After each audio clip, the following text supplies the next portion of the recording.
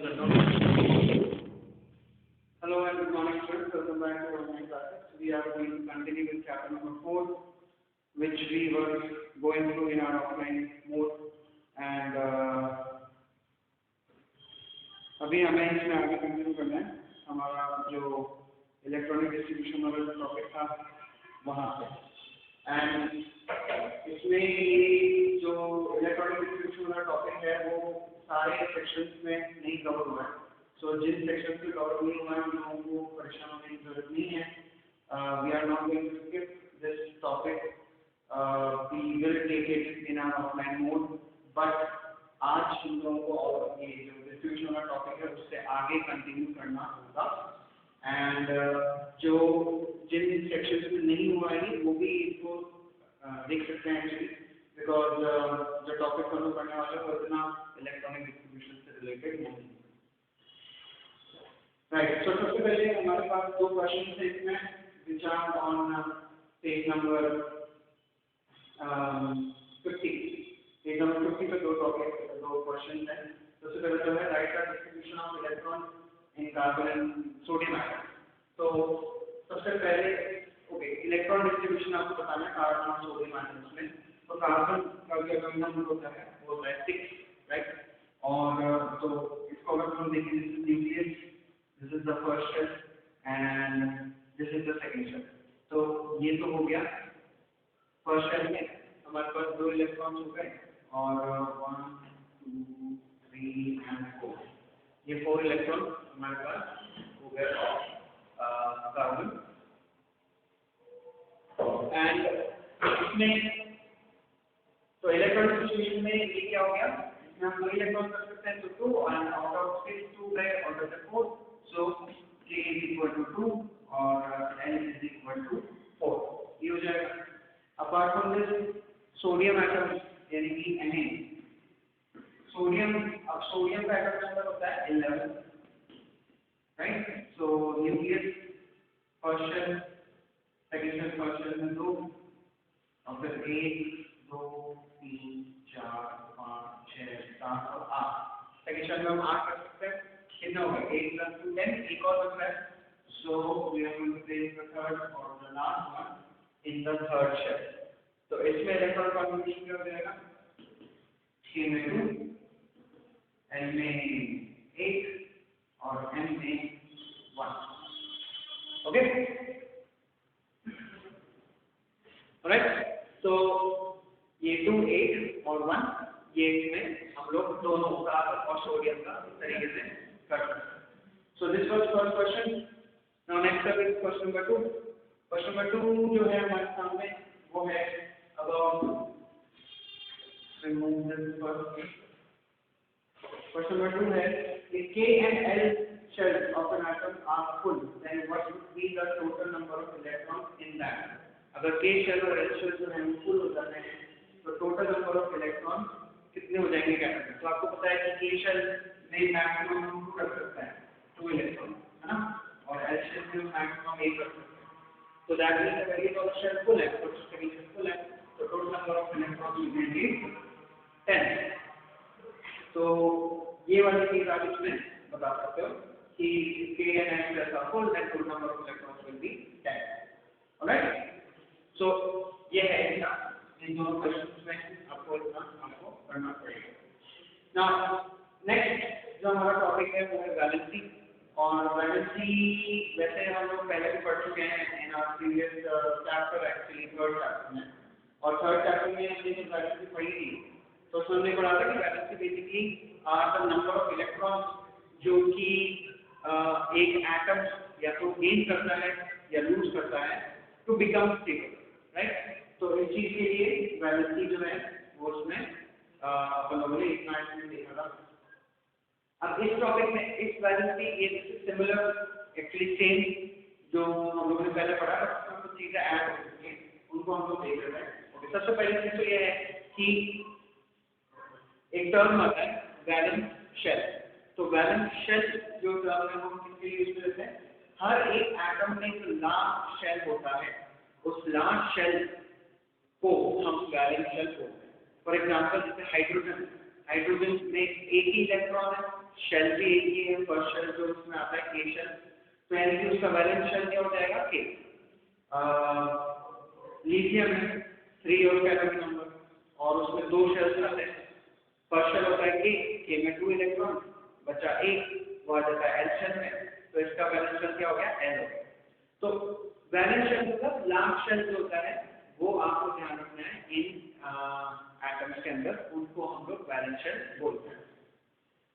अभी जैसे हमने फॉर एग्जांपल कार्बन का किया था, कार्बन में सेकंड शेल था उसका लास्ट शेल ना, और सोडियम का किया था, सोडियम के अंदर थर्ड शेल था उसका लास्ट शेल, राइट। तो उस लास्ट शेल को वैलेंस शेल बोलते हैं। और वैलेंस शेल में जितने भी इलेक्ट्रॉन्स हो उन इलेक्ट्रॉन्स को हम बोल देते हैं वैलेंस इलेक्ट्रॉन, है ना। लास्ट शेल में जितने भी इलेक्ट्रॉन्स हो उनको हम बोल देते हैं वैलेंस इलेक्ट्रॉन। ये चीज आपको ध्यान रखना है, ओके। इसके अलावा इस टॉपिक में क्या दे रखा है, इसके अलावा टॉपिक में दे रखा है कि जो वैलेंसी जब हम लोग निकालते हैं किसी भी एटम की, तो वो एक सिंपल तरीके से हम लोग निकाल सकते हैं। सिंपल तरीका मतलब क्या है कि अगर जैसे let's say for example we have oxygen का एटॉमिक नंबर है 8, ठीक है। इसमें हमारा ये हो गया फर्स्ट शेल, ये हो गया सेकंड शेल, तो ऑक्सीजन के फर्स्ट शेल में कितने हो गए 2 हो गए, कितने बचे 6, तो 1 2 3 4 5 6, राइट। अब इसमें वैलेंसी निकालने का क्या तरीका है, अगर 4 से ज्यादा हो लास्ट शेल में इलेक्ट्रॉन, है ना, क्या अगर 4 से ज्यादा हो लास्ट शेल में इलेक्ट्रॉन, तो हम इस नंबर को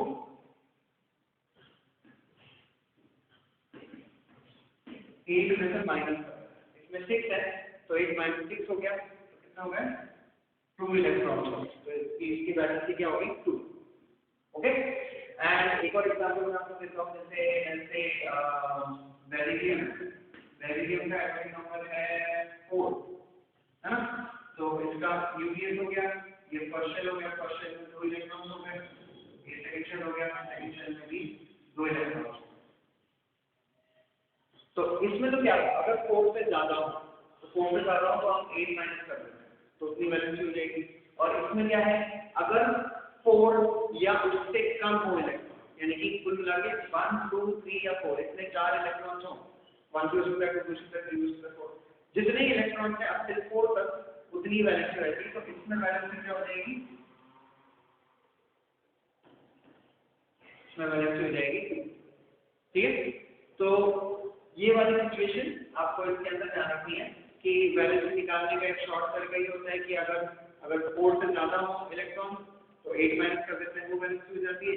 और अगर 4 या उससे कम तो जितने इलेक्ट्रॉन्स होते हैं उतनी ही वैलेंसी हम इसके अंदर मान सकते हैं, ओके। तो ये चीज है इस टॉपिक के अंदर, आपको ये चीज ध्यान रखनी है कि भाई वैलेंस शेल क्या होते हैं, वैलेंस इलेक्ट्रॉन क्या होते हैं, और वैलेंसी निकालने का तरीका क्या है, ठीक है। एंड लास्ट जो हम इसमें एक क्वेश्चन आपसे दे रहा था, उस क्वेश्चन को हम लोग देख लेते हैं। How will you find the question is on page number 52 पे क्वेश्चन है। इसमें ये दे रखा है कि how can you find the valency of chlorine, sulphur and magnesium. Chlorine, sulphur और मैग्नीशियम की जो वैलेंसी है वो आप कैसे फाइंड आउट करोगे। तो इसमें यही तरीका है, आपको पहले तो इसका इलेक्ट्रॉनिक कॉन्फ़िगरेशन लिखना है, क्लोरीन का भी, सल्फर का भी, मैग्नीशियम का भी, एटॉमिक नंबर आपको इसके ध्यान रखना है। टेबल जो इसी पेज पे दे रखी है या इससे पहले जो पेज पे दे रखी है, पेज नंबर 51 पे टेबल दे रखी है, वहां से भी आप फॉर नाउ देख सकते हो, लेकिन आपको एटॉमिक नंबर से याद करना पड़ेगा। तो क्लोरीन, सल्फर और मैग्नीशियम के इस तरीके से आपको ड्रॉ करने हैं, और इसी मेथड से अगर किसी भी एटम में 4 से ज्यादा है इलेक्ट्रॉन तो आपको उसको माइनस कर लेना है इसमें से, तो वैलेंसी हो जाएगी। और अगर 4 तक है, यानी कि 1 भी है, 2 है, 3 या 4 है, तो उतनी ही वैलेंसी आप उसमें ले सकते हो, ओके। नाउ नेक्स्ट अपना जो टॉपिक है वो है atomic number and mass number, इसको हम देख लेते हैं। So atomic number and mass. Okay, सबसे पहली चीज एटॉमिक नंबर जो है, एटॉमिक नंबर को हम लोग शो करते हैं लेटर से, जिसको हम बोलते हैं Z।